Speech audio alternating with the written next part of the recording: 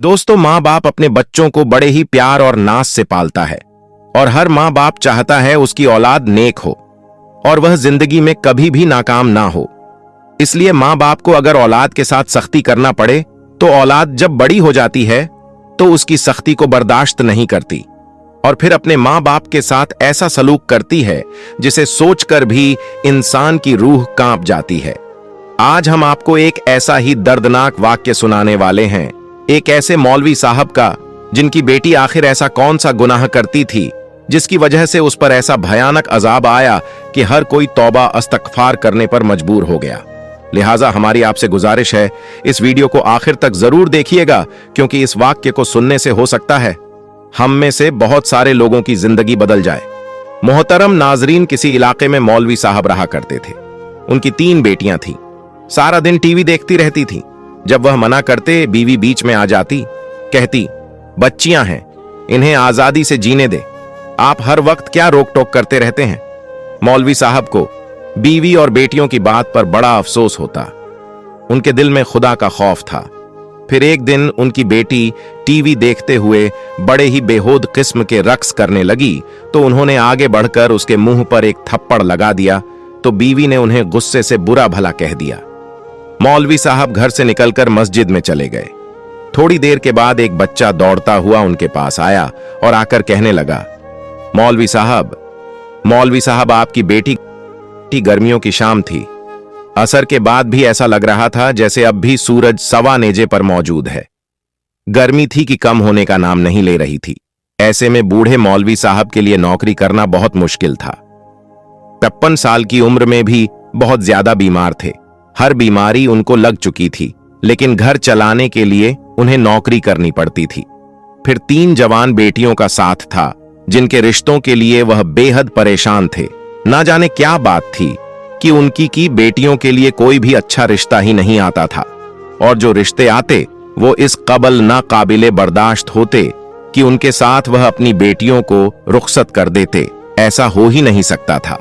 1-2 अच्छे रिश्ते आए भी थे, लेकिन उनकी बेटियों ने उनको ठुकरा दिया और उनकी बेटियां जवान ही नहीं बल्कि बड़ी ही बेहया और मगरूर थीं। वह अपने बाप के साथ इतनी बदतमीजी करती कि वह रोने पर मजबूर हो जाते। आज भी मौलवी साहब मस्जिद से लौटते वक्त काफी ज्यादा परेशान थे। उनके एक दोस्त ने उनको अपनी बेटी की शादी का काट दिया तो उनके दिमाग में यही सोच चल रही थी कि उनकी जिंदगी में यह दिन कब आएगा कि मैं भी अपनी बेटियों के हाथ पीले करूंगा, क्योंकि उसका बेटा तो नहीं था। अब तक वह अपनी बेटी को भी रुखसत नहीं कर पाए थे। जितना भी कमाते उनकी बीवी सबका सब खर्च कर देती। ना ही अच्छे रिश्ते आ रहे थे, ना ही उनकी बेटियों को रुखसत करने के लिए बीवी ने कुछ जमा पूंजी की थी। उनकी आंखें आंसुओं से तर थीं। वह मुस्तकबिल को लेकर बहुत ही फिक्रमंद थे। वो बूढ़े आदमी इस फिक्र में मुब्तला थे, अगर वह इस दुनिया से चले गए तो बेटियों का क्या होगा। वह जानते थे कि उनकी बेटियां किसी काबिल नहीं है। न तो उन्होंने पढ़ाई की थी, ना ही कोई हुनर सीखा था। बस सारा वक्त या तो अपनी मां के साथ बाजार के चक्कर काटती थी या फिर टीवी के आगे बैठ रहती थी। मौलवी साहब ने सोचा कि वह अपनी बड़ी बहन से बात करेंगे और अपनी बड़ी बेटी का रिश्ता उनके बेटे के साथ तय कर देंगे। कम से कम वह बड़ी बेटी के फर्ज से तो सर बदोत हो जाएं। उन्हीं सोचों के दरमियान वह अपने घर पहुंचे तो टीवी की तेज आवाज ने उनका इस्तकबाल किया। मौलवी साहब को टीवी से सख्त नफरत थी, लेकिन बेटियों के आगे वह खामोश हो जाते। आते ही मौलवी साहब ने जोर से सलाम किया, लेकिन उनकी बेटियां टीवी में इस कदर मग्न थीं, उन्हें बाप के सलाम की आवाज भी सुनाई नहीं दी। घर का हाल बहुत ही बुरा था। हर चीज बेतरतीब पड़ी हुई थी और बेटियां बस टीवी पर नजर जमाए बैठी थी। मौलवी साहब ने एक नजर पूरे घर पर डाली और उन्हें देखकर बहुत अफसोस हुआ। 3 जवान बेटियों के होते हुए भी घर किस कद कबार खाने का मंजर पेश कर रहा था। मौलवी साहब पास कुर्सी पर बैठ गए। किसी ने उनसे पानी तक ना पूछा। उनका सारा वजूद पसीने से सराबू हो चुका था। चंद पैसे बचाने की खातिर वह बहुत दूर से पैदल चलते हुए घर आए थे। कुछ देर बाद वह पानी पीकर सांस लेने के लिए कमरे में चले गए। उनकी बीवी अपने मोबाइल में मसरूफ थी। मौलवी साहब ने बीवी को सलाम किया तो बगैर उनका चेहरा देखे बीवी ने सलाम का जवाब दिया। वो हर वक्त फोन में मसरूफ रहती थी। मौलवी साहब इस माहौल से तंग आ चुके थे। न बेटियों को किसी बात का होश था, ना ही बीवी को। मौलवी साहब बिस्तर पर लेट गए और बाहर से आते हुए आवाजों को नजरअंदाज करने लगे। हालांकि यह आवाजें उन्हें बहुत तकलीफ पहुंचा रही थीं। मौलवी साहब एक नेक आदमी थे। जिस बस्ती में वो रहते थे, वहां के मौलाना साहब अगर उस मस्जिद में मौजूद ना होते तो वह 5 वक्त की नमाज उस मस्जिद में पढ़ाया करते थे। उनकी गैर मौजूद भी में वही जमात को नमाज अदा करवाते थे। यही वजह थी कि इस तरह की चीजें उनको पसंद नहीं थीं। कुछ देर बाद मगरिब की अजान सुनाई दी तो मौलवी साहब ने बेटियों को आवाज दी और कहने लगे, आवाज कम कर दो। लेकिन उनकी बेटियां ना जाने कौन सा ड्रामा देख रही थीं और उन्होंने अपने बाप की बात को जरा भी गौर से ना सुना और टीवी की आवाज कम ना की। मौलवी साहब गुस्से से उठकर कमरे में गए और रिमोट उठाकर जैसे ही उन्होंने टीवी की आवाज बंद की तो उनकी छोटी बेटी बदतमीजी से कहने लगी, अब्बा क्या मसला है? इतना अच्छा सीन चल रहा था, सब खराब कर दिया। चनाच मौलवी साहब ने नरमी से कहा कि बेटी अजान का एहतराम करो, अदने हो रही हैं। लेकिन उनकी बेटी अपने बाप से रिमोट छीन चुकी थी और इस तरह से उसने अपने बाप को नजरअंदाज किया जैसे वो मौजूद ही ना हो। उसकी यह हरकत मौलवी साहब को बहुत बुरी लगी, लेकिन वह जवान बेटियों के साथ ज्यादा सख्ती नहीं करना चाहते थे। इसलिए वह कमरे में आए और अपनी बीवी से कहने लगे, कुछ तो ध्यान दिया करो, सारा वक्त हमारी बेटियां टीवी में लगी रहती हैं, कम से कम अंजनों का एहतराम तो करें। मौलवी साहब की बीवी ने फोन से नजर हटाकर एक नजर उन पर डाली और कहने लगी, नमाज का टाइम हो रहा है, आप मस्जिद में जाएं, हर वक्त घर में शोर शराबा ना किया करें। बजाय बेटियों को समझाने के उनकी बीवी उन्हें ही घर से जाने का कह रही थी। मौलवी साहब ने बड़ी अफसोस की, नजर अपनी बीवी पर डाली और टोपी उठाकर नमाज के लिए घर से निकल गए। नमाज के बाद दुआ के लिए हाथ उठाए तो फूट फूट कर रोने लगे। उन्हें वाकई इस बात की परेशानी थी कि उनके जाने के बाद उनके घर का क्या होगा। उसकी बेटियों का मुस्तकबिल उसे तारीख नजर आ रहा था। नमाज अदा करने के बाद वह अपनी बड़ी बहन के घर चले गए। वहां जाकर उन्होंने बहन के आगे फरियाद की, उनकी बड़ी बहन उनकी बड़ी बेटी का रिश्ता ले ले। लेकिन बहन ने साफ इनकार कर दिया। उन्हें ऐसी बहू नहीं चाहिए जिसे नमाज का ना पता हो, ना दीन का पता हो, ना दुनियादारी का पता हो। बड़ी बहन ने साफ साफ कह दिया, आपकी बेटी पढ़ी लिखी नहीं है, ना ही उसे घर संभालना आता है, ना वह दीनदार है। मैं ऐसी लड़की को कैसे से अपनी बहू बना सकती हूं? भाईजान, मुझे अपने घर का सुकून बर्बाद नहीं करना। वैसे तो उनकी बड़ी बहन बहुत ही अच्छी और नेक थी, लेकिन उसकी बात अपनी जगह ठीक थी। इसलिए मौलवी साहब खामोश हो गए और फिर घर वापस लौट आए। रात के 11 बजे वह सोने के लिए लेटे। तब भी घर में टीवी की आवाजें पूरे घर से जोशो खरोश से गूंज रही थीं। और फिर उस रात 1 बजे तक वह कच्ची पक्की नींद में करवटें बदलते रहे, लेकिन टीवी की आवाज कम ना हुई। उनकी बेटियां सारी सारी रात जागद और आधा आधा दिन सोई रहती थीं। और यही बात थी कि शायद जिनकी वजह से उनसे कोई भी शादी करने के लिए तैयार नहीं था। अगली सुबह मौलवी साहब की आंख खुली तो उन्होंने शदीद बुखार में मुब्तला थे। मजबूरन उन्होंने दफ्तर से छुट्टी कर ली। आधा दिन तक घर में सन्नाटा रहा क्योंकि उनकी बेटियां सो रही थीं। लेकिन जब वह जौहर की नमाज के बाद भी ना उठी, तब उन्होंने अपनी बीवी से कहा कि तुम्हारी कोई भी बेटी नहीं उठी, तुम बेटियों को तमीज क्यों नहीं सिखाती? सारी सारी रात जागती हैं, आधा आधा दिन सोई रहती हैं। यह कौन सा तरीका है? और अपनी बेटियों के लिए तुमने कोई भी जमा पूंजी इकट्ठी नहीं की। हमारी बेटियों का क्या बनेगा? नाचा मौलवी साहब की बीवी ने एक नजर उन पर डाली और कहने लगी, हमारी बच्चियां आप पर बोझ नहीं है और आजकल के दौर में हर घर में ऐसे ही रूटीन होती है। अब पता नहीं क्यों आप छोटी छोटी बातों पर इतना शोर मचाने लग गए हैं। जाकर आराम करें, मैं आपको खाना कमरे में दे दूंगी। आप घर में हैं इसका यह मतलब नहीं कि आप बच्चियों के पीछे ही पड़ जाएं। उन्हें आजादी से उनकी जिंदगी जीने दें। मैं अच्छी तरह जानती हूं कि यह सब बातें आपको आपकी बड़ी बहन ने सिखाए हैं। कल आप उनके घर गए थे ना, अब आकर हमें ही सुनाना शुरू कर दिया है। उनकी अपनी बेटियां क्या करती फिरती हैं, उनको उस बात की तौफीक नहीं कि मेरी बेटियों को बुरा भला कहती रहती है। उनकी बेवी ने उल्टा ही उन्हें बुरा भला कहना शुरू कर दिया और फिर वह खामोश हो गई क्योंकि वह जानते थे कि ज्यादा कुछ कहेंगे तो घर में झगड़ा शुरू होगा। वह अपनी बीवी पर बहुत रोक टोक लगाते थे, उसे सही गलत समझाते थे। इसी वजह से बार बार उनकी बीवी मां के घर जाकर बैठ जाती थी। बेटियां पैदा हुईं तो मौलवी साहब की अम्मा ने समझाया, इस तरह बार बार बीवी का घर छोड़कर जाना ठीक नहीं, बेटियों पर बुरा असर पड़े, तुम्हें कुछ सब्र से काम लेना होगा। और फिर उसके बाद मौलवी साहब खामोश हो गए और इसी बात का उसकी बीवी ने खूब फायदा उठाया। वह बुरी तरह अपनी मनमानी करने लगी। कभी कभी तो मौलवी साहब को इस बात पर अफसोस होता कि उन्होंने अपनी मां की पसंद को ठुकराकर अपनी मर्जी से शादी ही क्यों की थी। दरअसल उनकी और सना की मोहब्बत की शादी थी।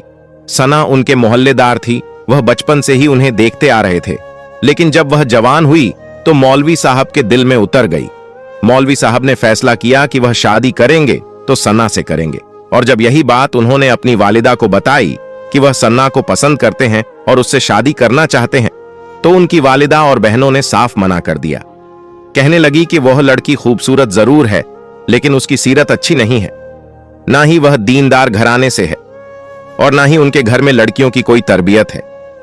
मौलवी साहब की वालिदा के लिए लड़की का दीनदार होना बहुत जरूरी था और उन्होंने तो मौलवी साहब के लिए लड़की भी पसंद कर रखी थी। इसलिए बेटे को साफ साफ लफ्जों में मना कर दिया। वो कहने लगी, किसी की बेटी का ऐब नहीं निकालना चाहिए, लेकिन सन्ना और उसकी बहनें बहुत ही आवारा किस्म की लड़कियां हैं, हर वक्त दरवाजे पर लटकी रहती हैं।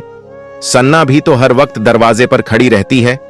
लेकिन उस वक्त जवानी का जोर था।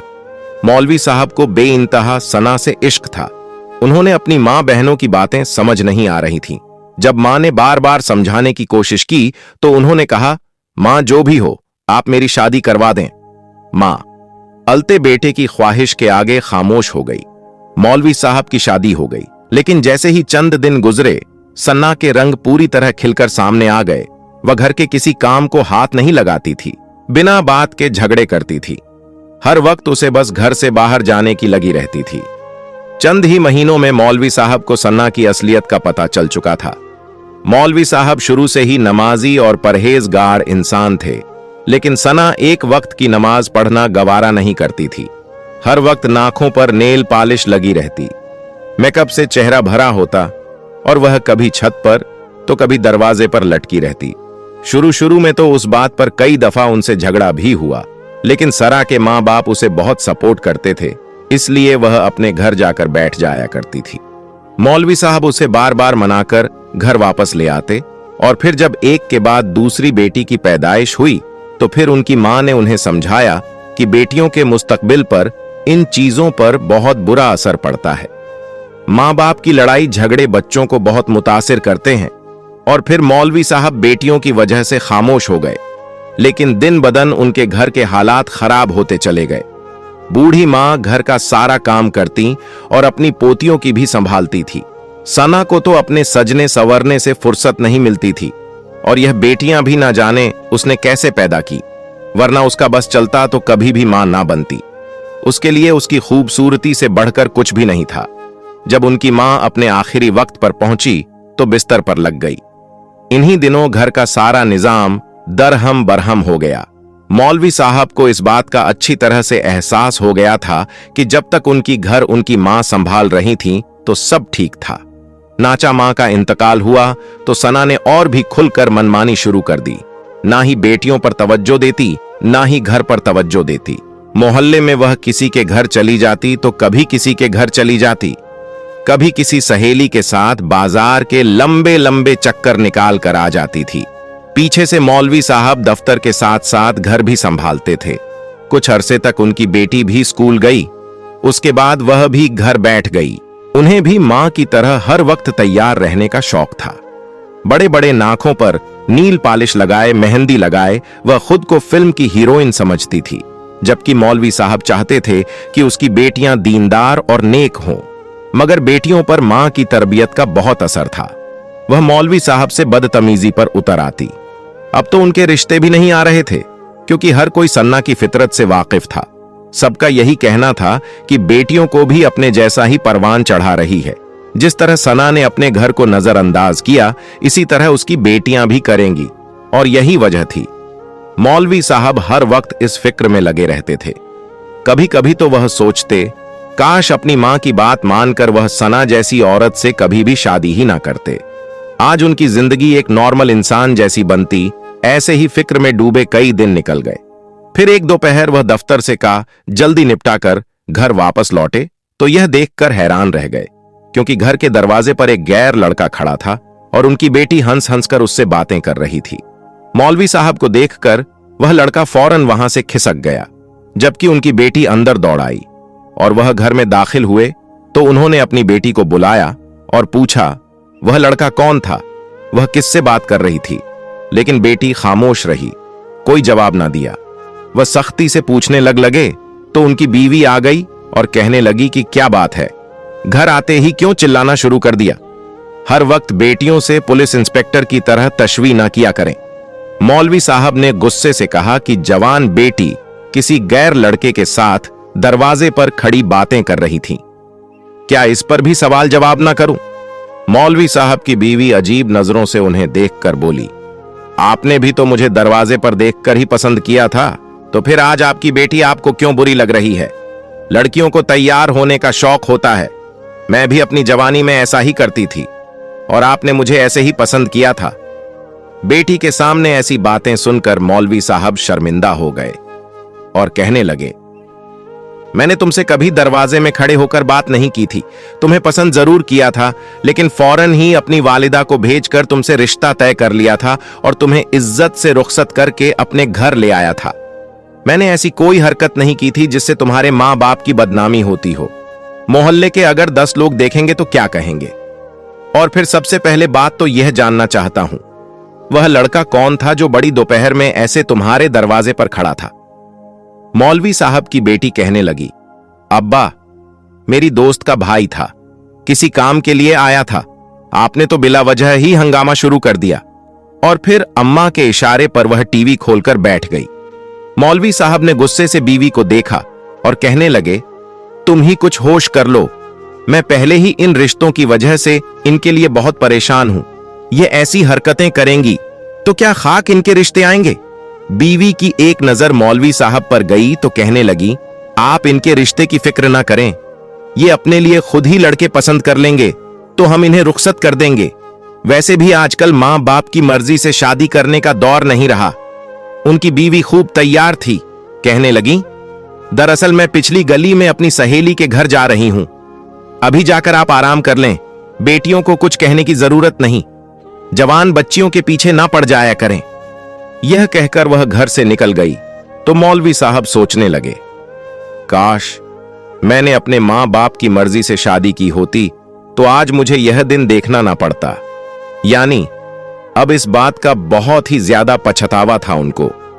उस वक्त उन्होंने अपनी मां की बात क्यों ना मानी।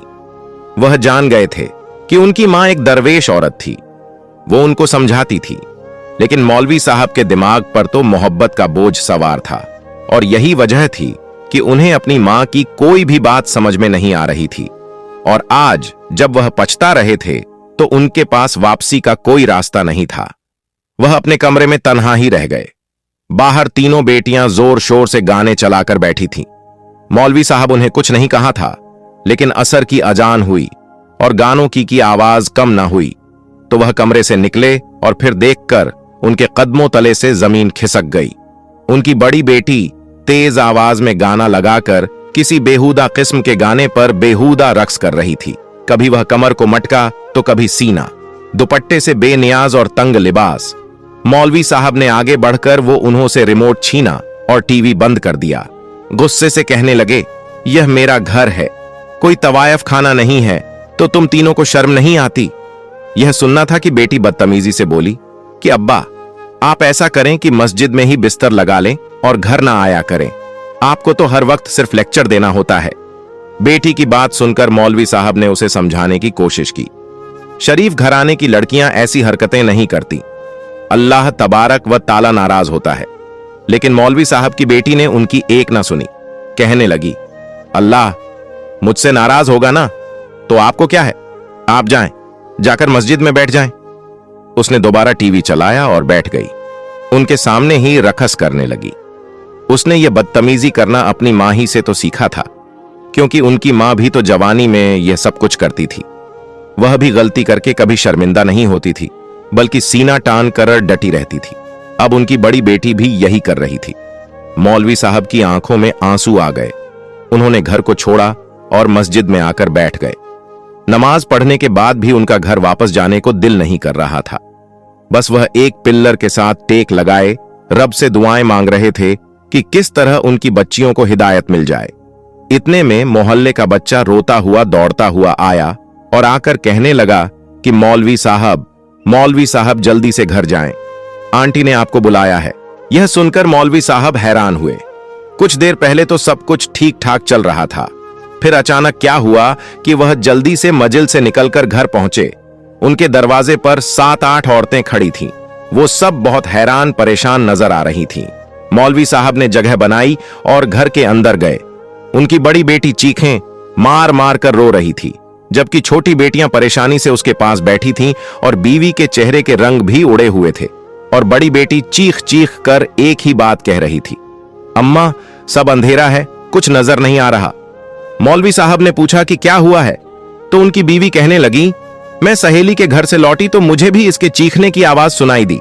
बेटियों से पूछने पर पता चला कि इसे नजर आना बंद हो गया है।